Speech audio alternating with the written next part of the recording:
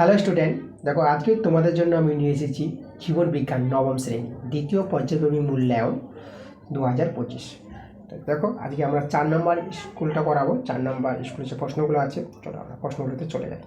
তো আমাদের দেখো একের প্রশ্নগুলো বলেছে, একের 1 নম্বরটা এখানে বলেছে সালোক সংশ্লেষের ফলে উৎপন্ন গ্লুকোজে উপস্থিত O2 এর উৎস কী হবে।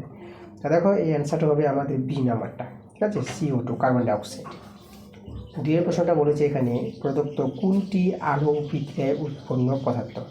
তো দেখো আলোক বিক্রিয়ায় উৎপন্ন পদার্থ, এটা আমাদের 3 নম্বর অ্যান্সারটা আনতে, এটা হবে আমাদের এটিপি। 3 নম্বর প্রশ্নটা বলেছে প্রদত্ত কোনটি প্রোটিন পরিপাককারী উৎসেচক নয়, ঠিক আছে, প্রোটিন পরিপাককারী উৎসেচক নয়। দেখো ট্রিপসিন প্রোটিন পরিপাককারী উৎসেচক, ইরিপসিন, পেপসিন, ঠিক আছে, এগুলো হচ্ছে আমাদের কি প্রোটিন পরিপাককারী উৎসেচক। আমাদের এখানে দেখো কোনটা অ্যান্সার আসবে, আমাদের হবে এখানে তাহলে বি নাম্বারটা টায়ালিন। টায়ালিনটা কিন্তু প্রোটিন পরিপাককারী উৎসেচক নয়। আচ্ছা, এখানে 4 প্রশ্ন দেখো বলেছে গবলেট কষ দেখা যায় কোথায়। তাহলে এখানে আমাদের জানতে হবে গবলেট কষ দেখা যায় আমাদের কোথায়, সেটা হবে সি নাম্বার অপশানটা। এখানে আমরা দেখতে পাবো এই যে সি নাম্বার আন্তরিক গ্রন্থিতে, ঠিক আছে, যে গবলেট কষ দেখা যায় আন্তরিক গ্রন্থিতে। আচ্ছা, 5 প্রশ্ন দেখো অ্যালার্জি প্রতিরোধে অংশগ্রহণ করে।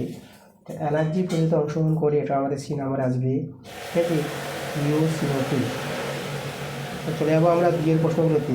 দুইয়ের 1 প্রশ্ন দেখো কী বলছে আমাদের অস্থিসন্ধিতে অবস্থিত যে তরল দুটি অস্থিকে ঘর্ষণজনিত আঘাত থেকে রক্ষা করে তার নাম। এই তরলের নাম আমরা জানো, এটা হচ্ছে আমাদের তরলের নাম সাইনোভিয়াল তরল। এখানে অ্যান্সারটা আমরা লিখে দেবো যে সাইনোভিয়াল, ঠিক আছে, সাইনোভিয়াল তরল।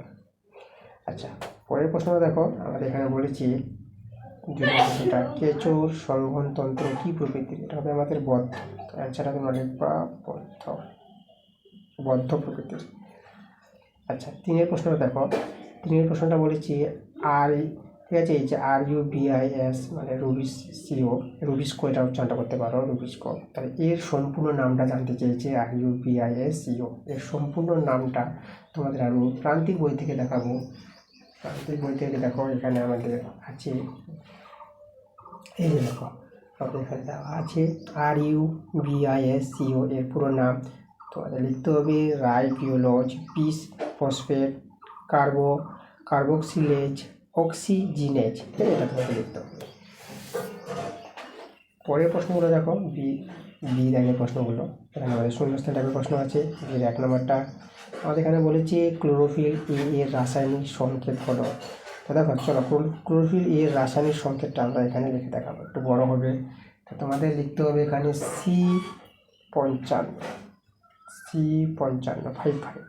তারপরে আমাদের আছে C55 পরে H72, এখানে H দিবা, এটা হচ্ছে H72, ঠিক আছে। তারপরে দেবা O5, ঠিক আছে, O5 এর পর তোমার দেবা N4 এর পর তোমার লিখবা Mg। এই যে দেখো, তাহলে ক্লোরোফিল এর রাসায়নিক সংকেতটা হলো কি, এই যে দেখো C55 H72 O5 N4 Mg, এটা তোমার লিখবো অ্যান্সার। আচ্ছা, পরে 2 নম্বর প্রশ্ন দেখো কি বলেছে, এই যে থিওসিয়ান কপাটিকা আমাদের যে দেখা যায়, এই যে কোথায় কোথায় আমার কার সংযোগস্থলে অবস্থিত সেটা আমাদের জানতে চেয়েছে। আচ্ছা, এটা তোমাদের আমি প্রান্তিক বই থেকে দেখাবো। দেখো তোমাদের প্রান্তিক বইতে আমি তোমাদের দেখাবো, আমাদের থিওসিয়ান কপাটিকা আছে, দেখো আমাদের দেখো এখানে লিখেছে, দেখো থিওসিয়ান কপাটিকা কোথায় দেখা যাচ্ছে আমাদের, এই দেখো ডান অলিন্দের সঙ্গে যুক্ত করোনারি শিরাছিদ্র বা করোনারি সাইনাস, ঠিক আছে, করোনারি সাইনাসে অবস্থিত কপাটিকা হলো থিওসিয়ান কপাটিকা। তাহলে তোমাদের এখানে যদি দিয়েছে শূন্যস্থান দুটো, তাহলে একটাতে তোমরা লিখবা ডান অলিন্দ আর একটাতে তোমরা লিখে নেবা করোনারি সাইনাস, ঠিক আছে, ডান অলিন্দ আর করোনারি সাইনাস, এই দুটো অ্যান্সার দিয়ে দিবা তোমরা। আচ্ছা, তারপরের প্রশ্ন দেখো আমরা চলে যাবো 3 নম্বর প্রশ্নে। 3 নম্বর প্রশ্নটা আমাদের কী বলেছে দেখো, এখানে বলছে সর্পকন্থা গাছ থেকে প্রাপ্ত রেচন পদার্থের নাম, সেটা আমাদের জানতে চেয়েছে। এটা তোমরা লিখে দেবো রেসালপিন। অ্যান্সারটা আমি এখানে দেখিয়ে দিচ্ছি, দেখো রেসালপিন, রেসালপিন, রেসালপিন, ঠিক আছে। সর্পকন্থা গাছ থেকে যে প্রাপ্ত রেচন পদার্থের নাম রেসালপিন।